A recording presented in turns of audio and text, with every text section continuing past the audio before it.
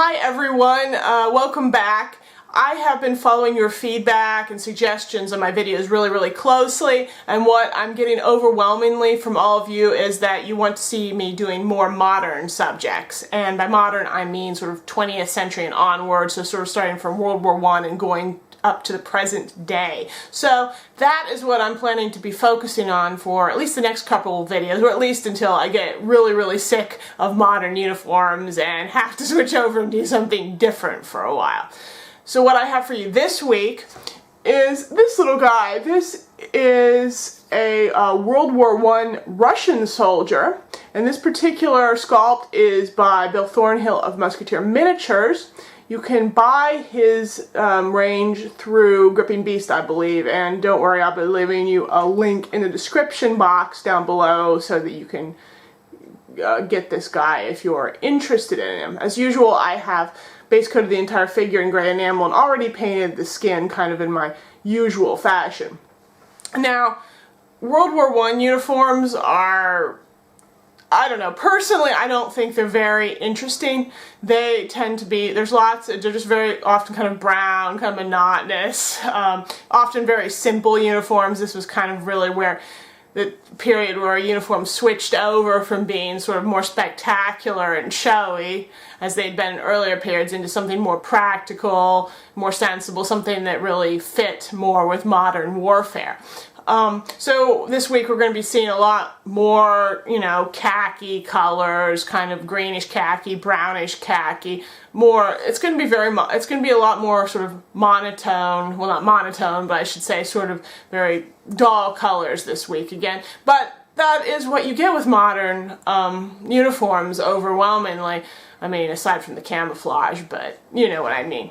So, I mean, I guess that I think that's probably why people want to see so many modern uniforms, is just because in some ways I think people find painting these sort of dull, plain colors, they find that actually more difficult than painting a brighter, showier uniform, because making color choices is more difficult, especially if you want to have some variation in the tones in your uniform.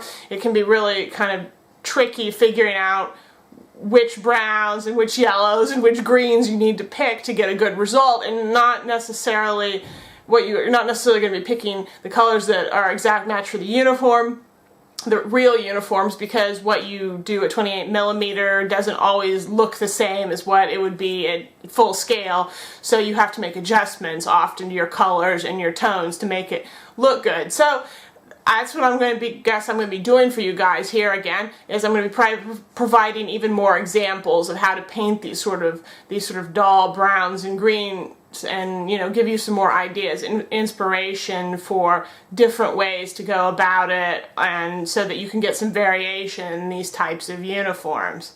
So why don't we go ahead and get started. So the Russian World War I uniform has basically two identifiable shades of khaki. One is in the jacket, and then there's a second which is used on the pants, the hat, and the bedroll. And that's the one we're going to start with first. And it is sort of a light khaki, but with a very distinct green cast. So I decided for that color to go ahead and use the Foundry Buff Leather Triad. But that is still kind of a brown color, so it really needs to be, you know, it needs to get more yellow-green into it. So for that, I'm using the Foundry Raw Linen Shade Color. So I'm starting out here with the Buff Leather Shade Color, and I've mixed about equal parts of raw linen shade into that, and that, as you can see, creates a much yellower, greener tone as a base for these areas of the uniform.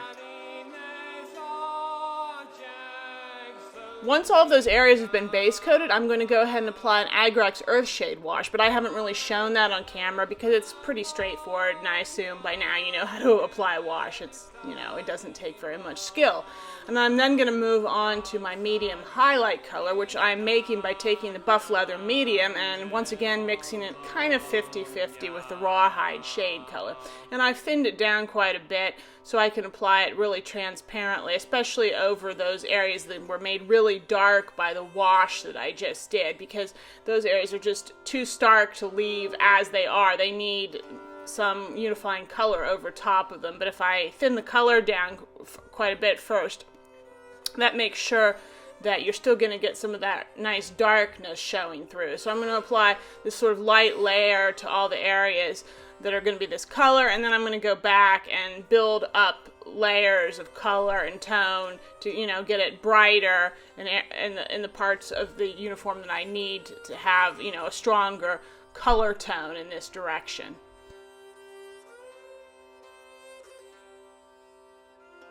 Now I'm going to create the second highlight in the pants very much the way that I created the first, but this time I'm using buff leather light, and I'm still going to mix the rawhide shade in, though maybe a little bit less because I don't want the color to get too dark. And then I'm going to thin it down quite a bit and apply it sort of in layers over areas where I want there to look like there's more lightness or more light hitting. So the tops of knees, the tops of folds and creases, the top of the hat, the top of the bedroll, those kinds of places, and just kind of keep building it up until I'm happy with the brightness in different areas.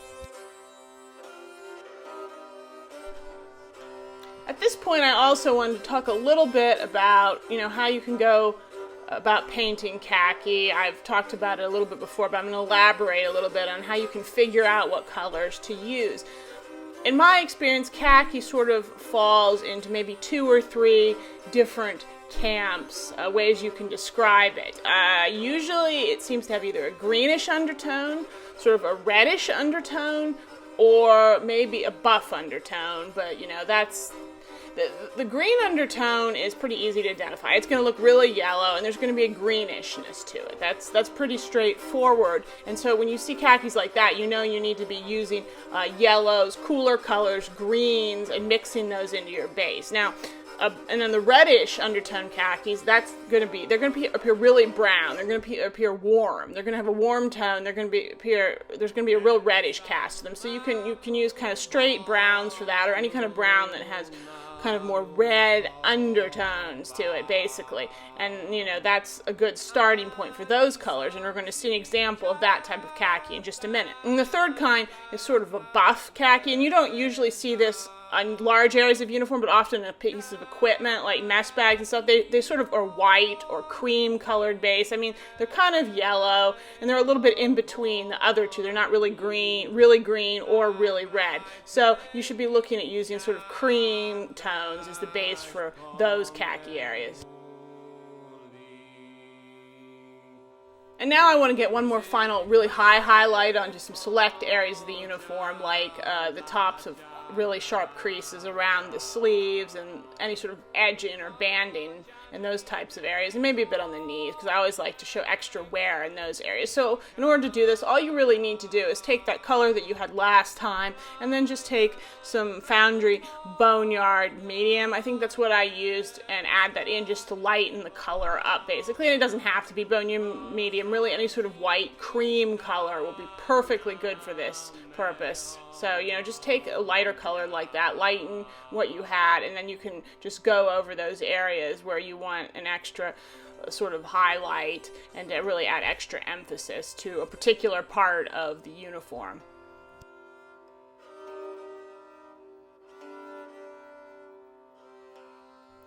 Now, as I mentioned earlier, there are really 2 distinct khaki colors in this Russian uniform, and also that khaki fell into sort of green undertone khaki, more or less, and sort of a red undertone khaki. And here is an example of that, a perfect example. This is a really red undertone khaki. It's much warmer, and you can really see the red in that. And I'm going to be using the deep brown leather triad from Foundry for painting this area, and I'm not even going to mix anything else into it because it's about the right colors. And that's a second thing you should think about when you're trying to figure out how to paint khaki colors. They're either going to be a light tone khaki or a dark tone khaki. So the pants are, I'd describe much more as a light tone khaki in this case, whereas you can see the jacket, that's clearly going to be a dark tone khaki. So you not only need to decide whether it's red or kind of yellow or green undertones, but also figure out if it's on sort of the lighter side of things or the darker side of things, because that's going to help you figure out what colors to choose when you're,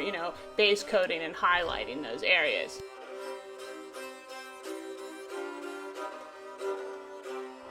As you know, darkening areas with a wash is pretty much a standard part of my painting process on almost all large surfaces, and that's exactly what I'm going to be doing now. So I'm now applying a really generous Agrex Earthshade wash to the entire area of the jacket to help darken down in all of the creases. And now, once the wash is dry, I'm going to start highlighting the jacket using the deep brown leather medium color. Now, deep brown leather is kind of a strange color. It's not one of my favorites, and I don't actually use it very much because it has some odd properties. Especially the medium and light tones of this color have quite a lot of oranginess in them, and they're very transparent colors. So you'll find with this that you'll have to apply several layers often of the paint in order to really build up the tone that you're looking for. It's just very thin, and you can almost see there's even a little bit of greenishness to it, which is not really how it looks in the bottle at all. So it is odd paint, and it's a little bit fiddly, but I chose it here because it really is a very good color for getting this kind of dark brown khaki look that I'm going for. But indeed, in order to make it work well, you are going to have to be patient. You are going to have to apply it several times. But as you can see, I'm putting this sort of medium color on almost all areas except for the really dark recesses of the uniform, and just sort of blending it out towards those darker areas. And then for the next highlight, I'm just going to take the deep brown leather light, and I'm going to apply it again, but then even more focused on the high areas where light would be hitting. And again, like the medium shade, it tends to be quite transparent, so you're going to have to apply it in several layers and really build up the color where you need some brightness in your uniform.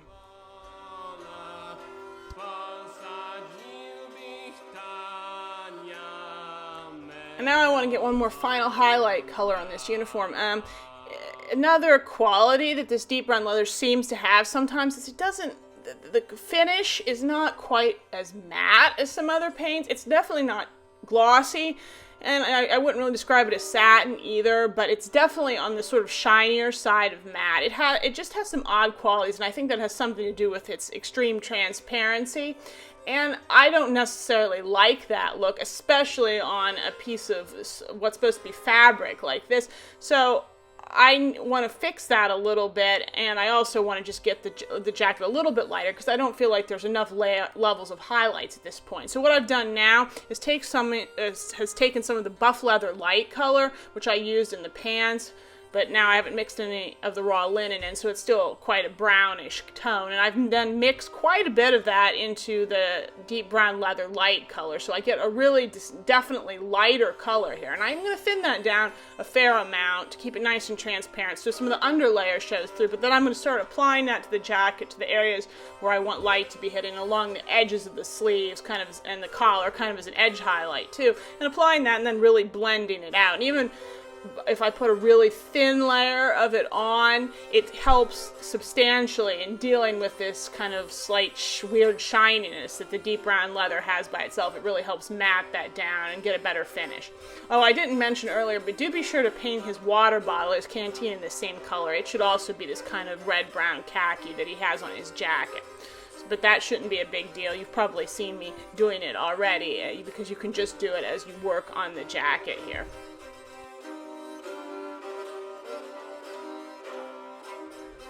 Now I'm going to move on to painting some black leather areas on the uniform, which include his boots and sort of the bill of his hat. Now, I may have talked about painting black leather before. I really do not enjoy it because, unlike brown leather, which I find quite easy to paint, black leather is tricky because you want it to have sort of a shininess. You want to have sort of reflective shine areas on it, and painting those is quite hard because, you know, ideally those reflective areas, patches on the pants, in the boots, are going to be a much lighter color than the base, just by virtue of the fact that black is a very dark color. So that means you're going to be taking some very light gray shades, and you're going to have to apply those to the boots and then blend them out in such a way that looks believable, that looks nice, you know, and you don't have this really stark transition. And that kind of blending is time consuming and, you know, a little fiddly because you just, you know, apply more and more layers and mix in a lot of water and blend it out. I'm having painted the boots and the bill in just black paint, I am then taking black and mixing in some charcoal gray medium from Foundry, and I'm applying that sort of as a base highlight on all the areas, and it's really going everywhere except sort of really down in the folds on those boots and areas I want to keep very dark.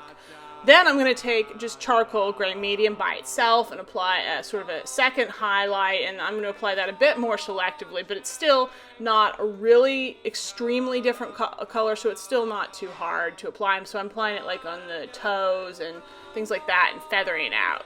The next step is very difficult because I'm going to take the stone light color from Foundry, and I'm going to be using it to paint reflections. And as you can see, it's a very, very much lighter color, so getting it to look good is quite tricky. One thing you can do when you want to blend a very dark color with a very much lighter color, like we're doing on these boots, is you can make several gradations. So you can take that stone color and mix it into some of your sort of whatever your shade you used last was, so the charcoal gray medium in this case, and then you can apply that in the areas where you want there to be a highlight, like on the toes, and probably sort of a reflective area along the backs of the boots and around the top edge. You can put some of that in, you can apply it, then you can go in, add slightly more of the light color, apply that over top in a slightly smaller area, and just keep doing that, gradually adding more and more of the light color and building it up like that and to get your light area. Another technique you can try is feathering, which basically involves painting lots of very, very teeny tiny fine lines that get increasingly finer and more spread out and more faint as you sort of move away from the sort of central area of the color that you're painting, and that's sort of actual real physical technique for getting feathering to work. For getting this blending effect. I don't like feathering as well. I do use it some, but I don't find it quite, I don't like the look of it as well.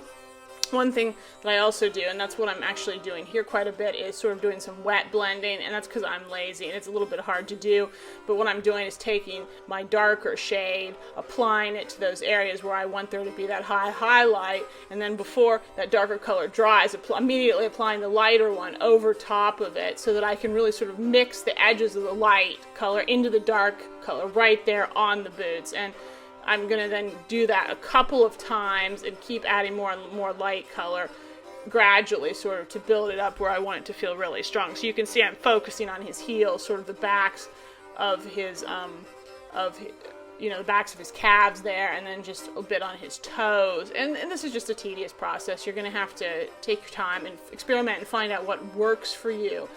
Like I said, it's going to be easier on smaller areas like the bill of the hat. This really only becomes frustrating on things like this, like where you're painting boots and you've got a great big surface area and you have to worry about getting reflections that look believable, basically. Usually straps and bills and things like that are not so much trouble, but here this becomes a real problem and you're going to have to pay some attention to what you're doing. Then I'm going to move on to the brown leather areas of his uniform, which is, compared to the black, much simpler. And these include his belt, his pack on his belt, his water bottle, sort of sash, whatever he's using to hold on his water bottle. And I am painting those in the way that I normally paint brown leather. So I'm applying Vallejo German Camouflage Black Brown as a base. I'm then going to highlight first with Bay Brown Medium pretty generously, and then I'm going to take Chestnut Shade as sort of an edge highlight and blend it out. And then finally Chestnut Medium as even finer, really subtle edge highlight, just to, to show real extreme wear on the edges of things. And I'm going to blend that out.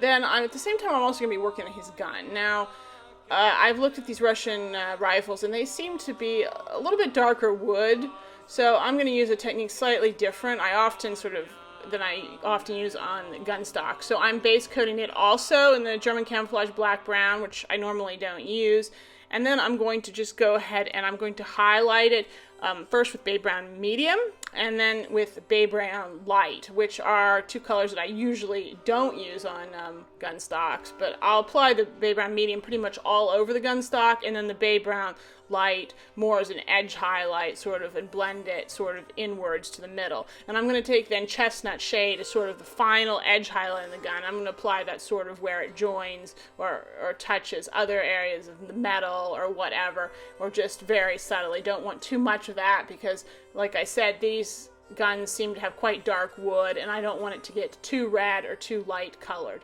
Also, don't forget that this gun, the barrel is completely enclosed in wood. It seems to be the case. It's sort of got a cover over the top, so you're going to want to make sure you paint that brown as well, and you may even want to put like a sort of little dividing line there to show that there's sort of two separate pieces of wood.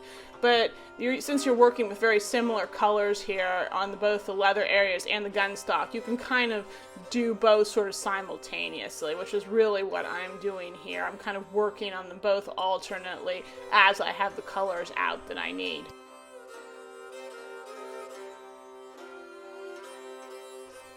Then I'm going to paint the steel areas on the gun, which are basically really only sort of the mechanical parts of the gun, and also the bayonet, and also the cap on his water bottle is kind of this steel color. In order to do this, I'm taking Vallejo Air gunmetal, and I'm going to mix it make a mix of that with black being the stronger color, and I'm going to apply that everywhere as a base color. Once that's done, I'm going to take then and mix more gunmetal in so that it's still a dark color, but it's shinier than it was, and I'm going to apply that again, but then a little bit more, not so much, to most areas of the gun, sort of blending it a little bit, but still leaving some dark recess areas. And then finally, I'm going to take pure gunmetal, and I'm going to use that sort of as a highlight on areas where there would be extreme wear, where he's handling the gun a lot, and, you know, just where you would expect the metal to get a little bit shinier, and all over the bayonet. The bayonet needs to be extra shiny, so once I've applied the gunmetal there, I'm even going to take some silver, which I'm going to thin down a lot, so Vallejo Air silver in this case, and I'm going to apply it especially to the top of the bayonet, because that is one area of metal that you can make nice and shiny. You don't want that on the parts of the gun, you know, really any other parts of the gun, because that needs to be dark, but the bayonet can be sort of a sharp blade, so you can feel free to add a lot of extra shine to that region. And then it's time sort of to finish up and to paint the kind of brassy bronze areas on the uniform, which include his belt buckle, and he's also sort of got I don't know what it is exactly, like a mess tin or some kind of can. It's sort of hanging under the bottom of his bedroll, and that's also sort of a brassy bronze. And then also he has sort of a emblem, sort of enamel pin on the front of his hat, which has sort of metal edging. So I've taken here German camouflage black brown from Vallejo and mixed in some Vallejo Air gold to get a really nice deep base color, and I'm just going to apply it to all those areas.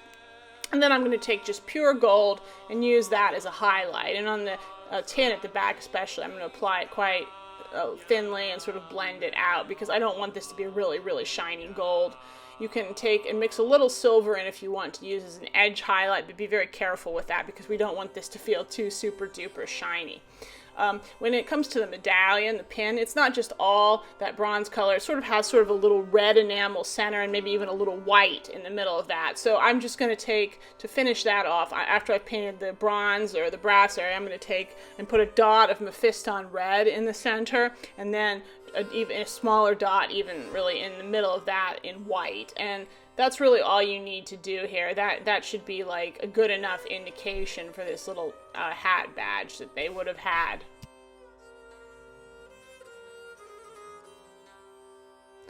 Okay, now we've got one finished Russian World War I soldier. This was not a very difficult figure, I would say, except for maybe the boots, which are always a little bit tricky, but I hope it was helpful to people, because I know you all really do want to see these different shades of khaki and modern tone fabrics and how you can go about them. So just as a reminder, whatever paint choices you make, whether you use Foundry like me or kind of use Vallejo or whatever, the best thing you need to work on is training yourself to be able to figure out what colors you need, because it'll make you so much more independent from just, following, his instructions guides. It's really helpful when you can look at something, evaluate it, and figure out where to go. So with this khaki, a reminder, you need to be looking whether it's sort of green toned, whether it's red toned, or whether it's a more buff khaki, which we didn't see in this tutorial, but I've used it many times in the past. And then you need to decide whether it's a dark kind of khaki or a light kind of khaki. And those need to really, those sort of specifications will help you decide what colors you need to choose, whether you need to be looking for a greenish colored paint, or whether you need to be looking for a more reddish color of paint, and how bright and light you need to go with it.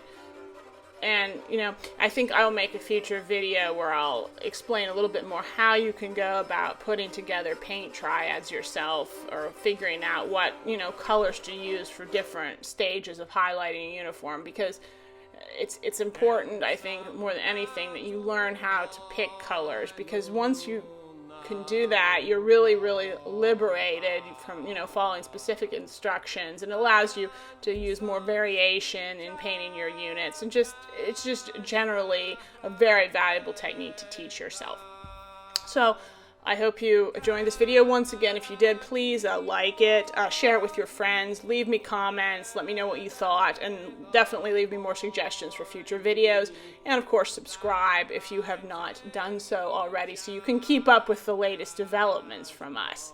So I will see you next time. Until then, have fun painting.